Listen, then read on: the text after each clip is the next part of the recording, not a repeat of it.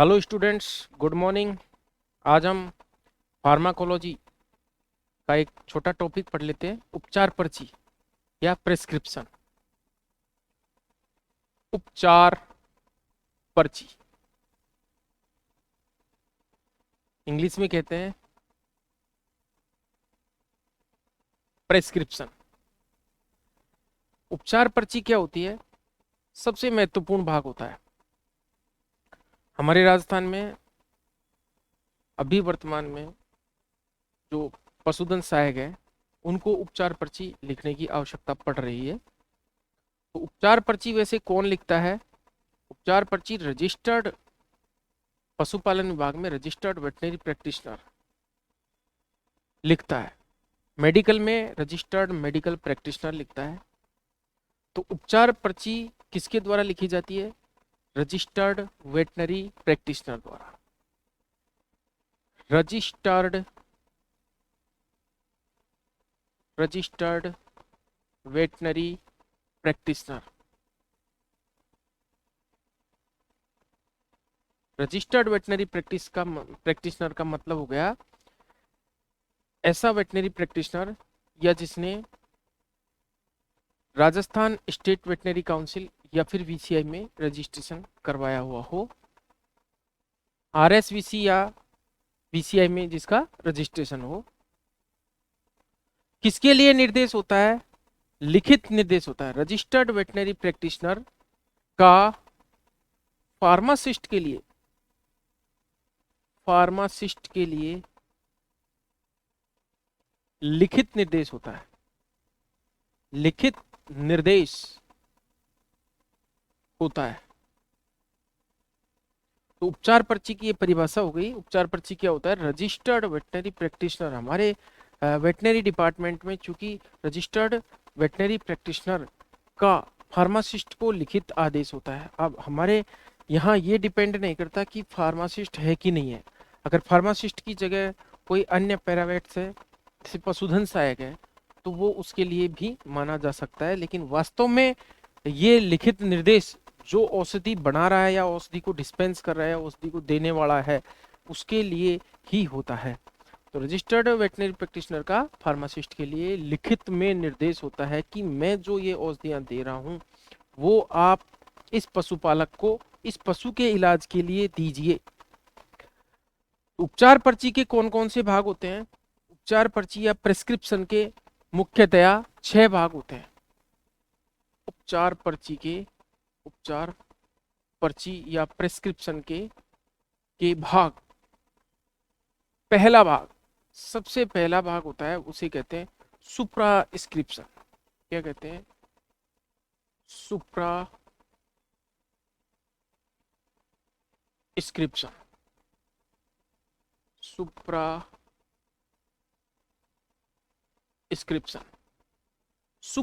सुप्रा मतलब ऊपरी ऊपर। पहला उपचार पर्ची का भाग है सुप्रास्क्रिप्शन। तो पहला इसमें पॉइंट हो गया, यह उपचार पर्ची का सबसे ऊपरी वह प्रथम भाग है।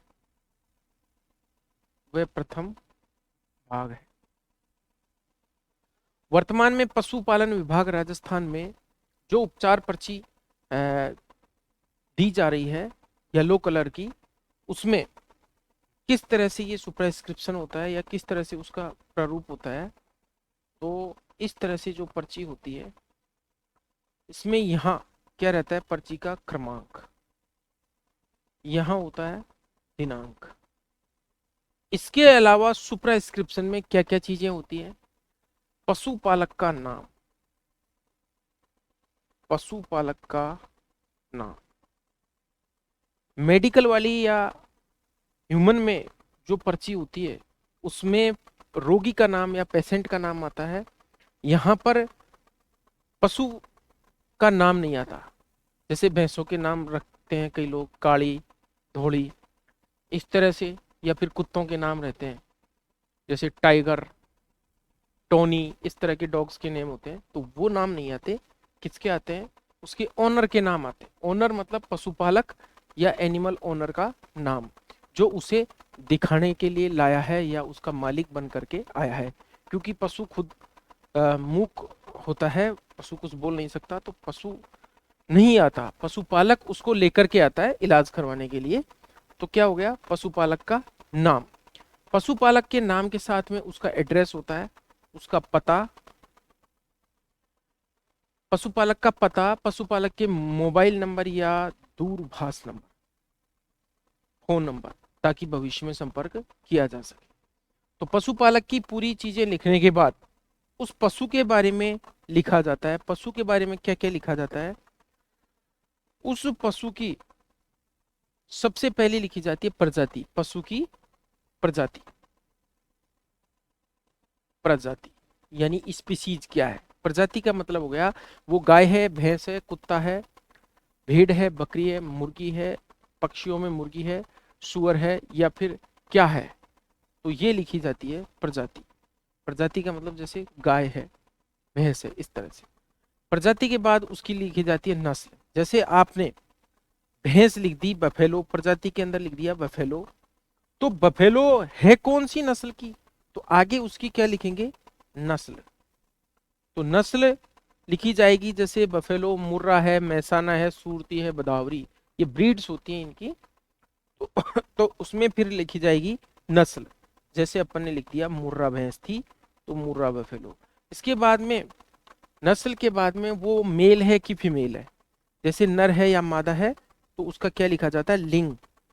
लिंग में जैसे मादा भैंस आई तो मादा लिख दिया। लिंग के बाद उसकी लिखी जाती है उम्र, कि कितने उम्र का है ये जो आया हुआ पशु है, उपचार हेतु जो आया हुआ पशु है, इसकी उम्र क्या है, उम्र क्या है। तो उम्र हमने लिख दी, मान लो कि 6 वर्ष की भैंस आई, 6 वर्ष लिख दी हमने। इसके बाद इस पशु की क्या पहचान है, उसके कान में या तो पशु के टैग लगा हुआ होता है, टैग पर आजकल आधार कार्ड की तरह जो इनाफ के अंदर रजिस्ट्रेशन होता है, पशु का यूनिक कोड जो 12 डिजिट का नंबर होता है, उसको टैग नंबर, जो येलो कलर का टैग होता है, पीले कलर का, उस टैग के नंबर हो, या फिर पशु की कोई और पहचान हो। आजकल इनको पहचान को निर्धारित कर दिया गया है। पहले जैसे सींग के बारे में लिख देते थे कि ऐसे सींग हैं, या इस तरह से है। शारीरिक संरचना में कोई विकृति हो तो उसको हाईलाइट कर देते थे कि इस तरह की संरचना वाली भैंस है। तो वो हो गई पशु की पहचान। पशु की पहचान के बाद क्या लिखा जाता है, इसमें जो बीमारी है, बीमारी का लिखा जाता है। यहाँ पर एक इस तरह से डॉट डॉट रहता है, यहाँ डायग्नोसिस या निदान लिखा जाता है। क्या लिखा जाता है, बीमारी कौन सी है, निदान। और निदान प्रयोगशाला, कन्फर्मेटरी डायग्नोसिस प्रयोगशाला में परीक्षण के बाद में भी लिखा जा सकता है, या फिर ये जो निदान या डायग्नोसिस लिखा जाएगा वो आप एक तरह से स्नैपशॉट डायग्नोसिस भी लिख सकते हो। उस समय आपको बुखार है तो फीवर या pyrexia of unknown origin PUO, इस तरह से आप लिख सकते हो निदान। डायग्नोसिस भी लिखा जाता है और इसमें लक्षण भी लिखे जाते हैं, पशु के क्या क्या लक्षण आ रहे हैं। जैसे कुछ लक्षण को सिम्टम्स या SX से लिखा जाता है, और पशु का क्या इतिहास है, क्या बीमारी का क्या इतिहास है, पशु की बीमारी का। जैसे मान लो पशु को पहले मिर्गी आती थी, तो उसका कोई हिस्ट्री या कोई मेस्टाइटिस हुआ या कोई और बीमारी हुई, तो उसका जो इतिहास है वो भी इसी भाग में लिखा जाता है, शॉर्ट में, इतिहास या हिस्ट्री HX। तो ये चीजें कहाँ लिखी जाती है, जो सुप्रास्क्रिप्शन भाग है उपचार पर्ची का शुरुआती, उसमें लिखी जाती है। क्या क्या लिखी जाती है, क्रमांक, दिनांक, पशुपालक का नाम, पशुपालक का पता, पशुपालक के फोन नंबर या दूरभाष, पशु की प्रजाति लिखी जाती है, पशु की प्रजाति, पशु की नस्ल, पशु की नस्ल के बाद पशु का लिंग, उसके बाद पशु की उम्र, कौन सा डायग्नोसिस, क्या बीमारी है उसका नाम, बीमारी के लक्षण और उस बीमारी का इतिहास। इस तरह से जो सामान्य पर्ची के बारे में, इलाज के बारे में जो सामान्य जानकारियां हैं, जनरल नॉलेज हैं और जो बहुत ही महत्वपूर्ण हैं, उनको सबसे प्रथम भाग में या उपचार पर्ची के प्रथम भाग में लिखा जाता है। इन्हें कहते हैं, इसे कहते हैं सुप्रास्क्रिप्शन। सुप्रास्क्रिप्शन, सुप्रास्क्रिप्शन के बाद दूसरा भाग जो होता है उपचार पर्ची का, दूसरा भाग सुपरस्क्रिप्शन। सुपरस्क्रिप्शन,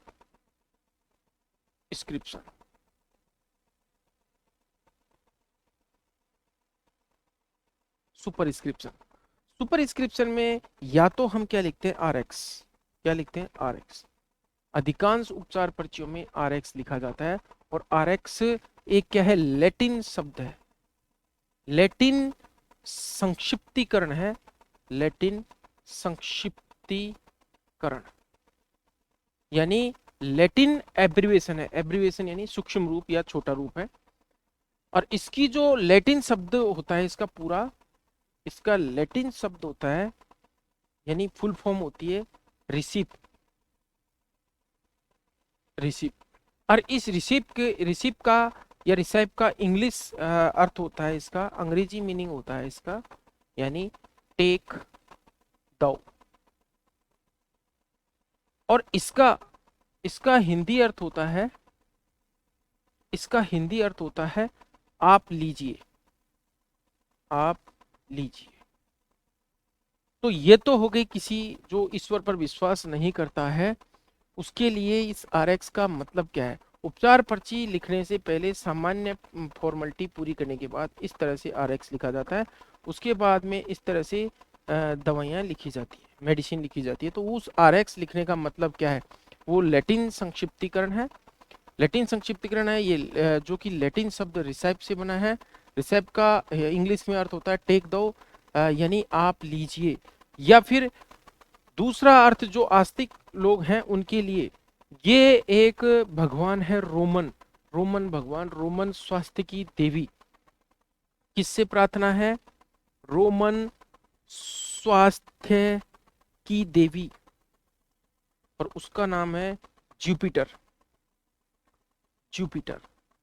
इस जुपिटर देवी से प्रार्थना की जाती है। यानी डॉक्टर जो होता है, डॉक्टर को वैसे भगवान का रूप माना जाता है, डॉक्टर ईश्वर से प्रार्थना करता है कि मैं जो दे रहा हूं उससे मेरा पेशेंट ठीक हो।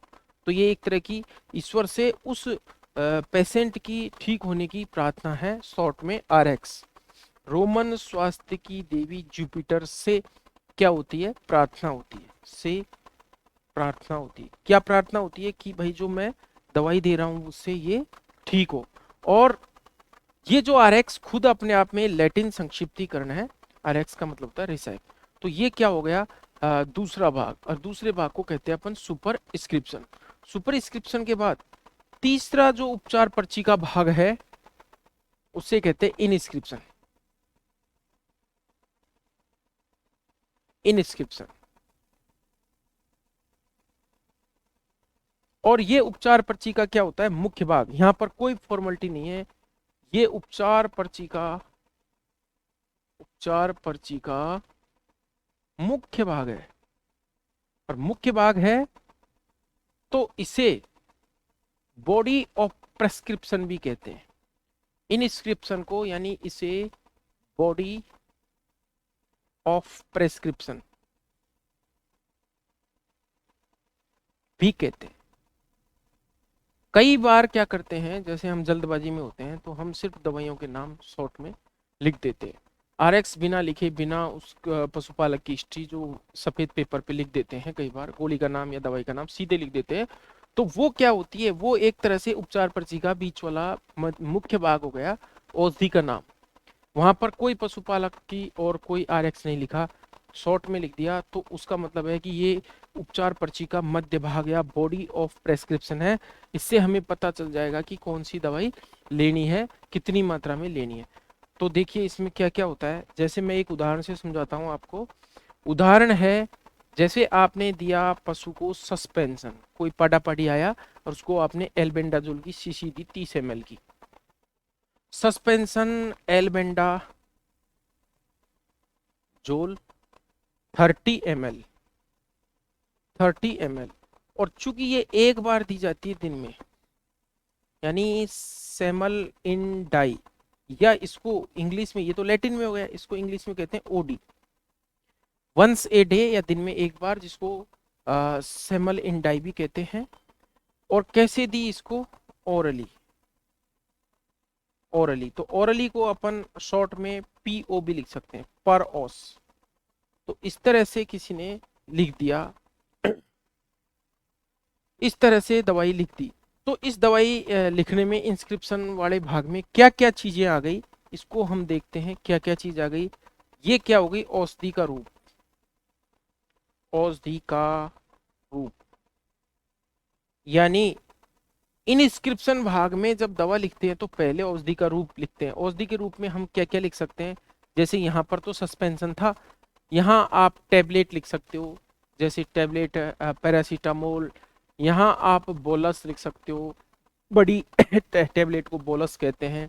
यहाँ आप इंजेक्शन लिख सकते हो, अगर आप इंजेक्शन लिख रहे हो। यहाँ आप सिरप लिख सकते हो। यानी ये क्या है? डोजेज फॉर्म्स है। डोजेज फॉर्म्स यानी औषधि के रूप है। इसके बाद आपने ये साल्ट का नाम लिखा, यानी दवाई का नाम लिखा, औषधि का नाम लिखा। तो इसमें दूसरा जो भाग है ये क्या आ गया? औषधि का नाम, औषधि का नाम। तो ये दूसरा जो इसका पार्ट हो गया, औषधि का नाम। ये क्या हो गई? औषधि की मात्रा। ये हो गई औषधि की मात्रा, कितनी औषधि दी जाती है वो हो गई।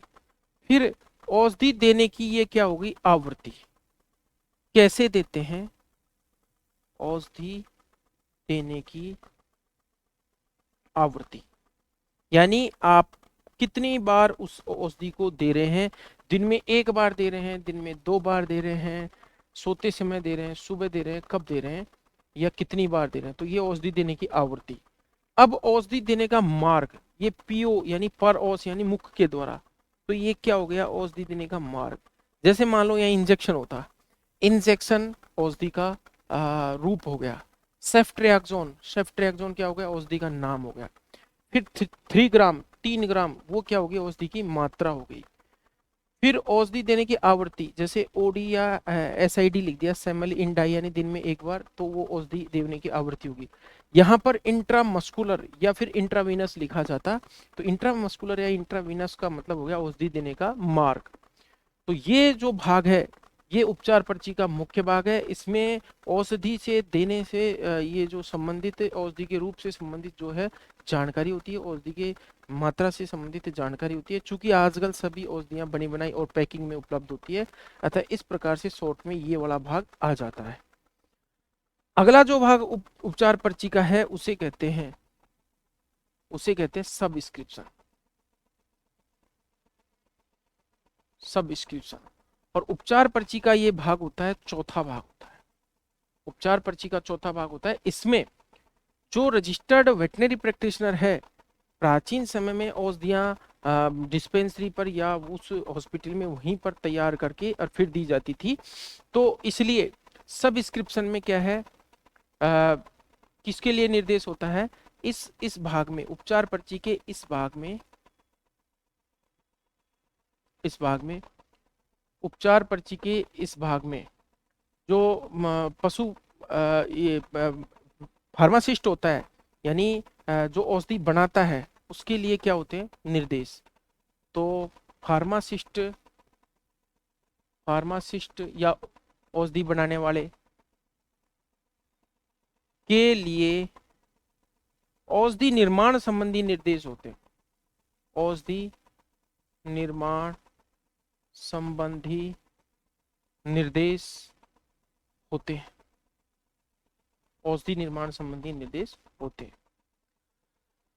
तो जैसे आपको मिक्सचर बनवाना है या फिर आपको कोई सॉल्यूशन बनाना है, विलियन बनाना है, तो उस तरह से जैसे 0.9% W/V सॉल्यूशन बनाना है सोडियम क्लोराइड का, NaCl का, जो कि बॉडी के प्रति आइसोटोनिक होता है, तो उसमें इसका निर्देश लिखा हुआ होगा। किसके लिए? फार्मासिस्ट के लिए।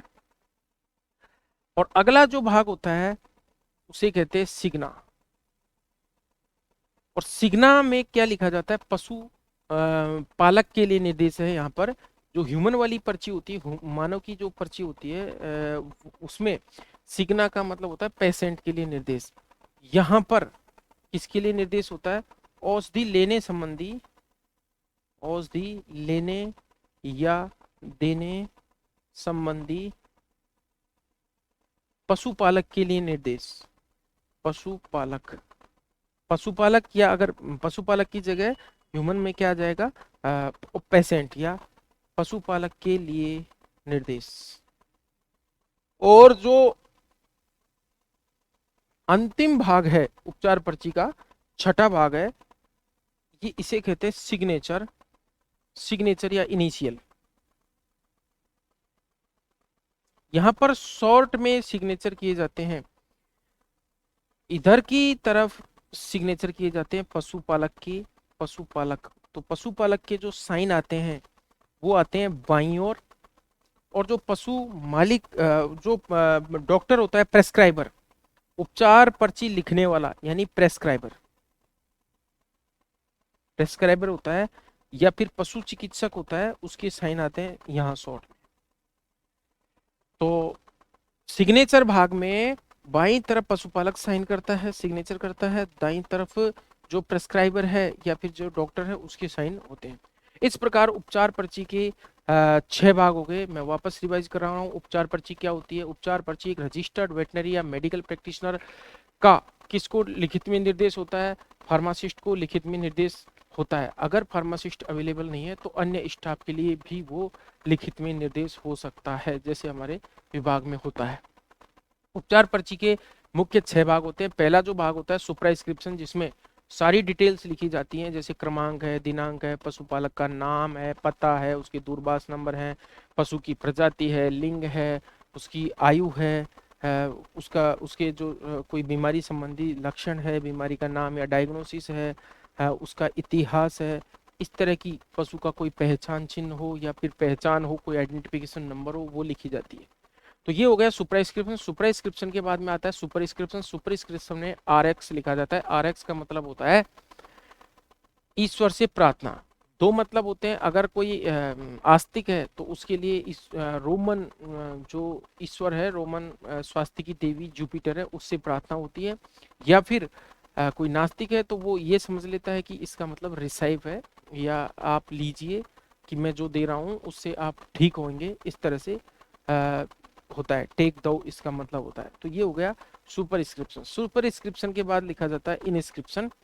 इनस्क्रिप्शन को बॉडी ऑफ प्रेस्क्रिप्शन कहते हैं। उपचार पर्ची का मुख्य भाग होता है। इसमें दवाइयों की पूरी जानकारी होती है। जैसे अपन ने एग्जांपल दिया, suspension albendazole 30 ml, 30 ml SID और PO, इस तरह से लिखा। तो सस्पेंशन क्या हो गया? औषधि का रूप हो गया। एल्बेंडाजोल क्या हो गया? इसमें औषधि का नाम हो गया।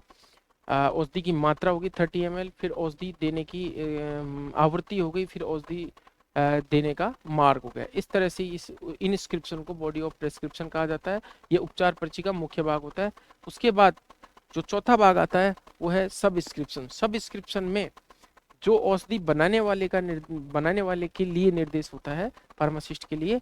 और सिग्ना, सिग्ना में जो पशुपालक या फिर पेशेंट होता है उसके लिए निर्देश होता है। हमारे यहाँ चूंकि पेशेंट को डायरेक्टली निर्देश नहीं दिए जाते, पशुपालक को या पशु के मालिक को निर्देश दिए जाते हैं।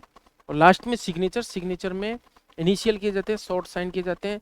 बाईं तरफ जो साइन होते हैं वो पशुपालक के होते हैं, दाईं तरफ प्रेस्क्राइबर के होते हैं। धन्यवाद।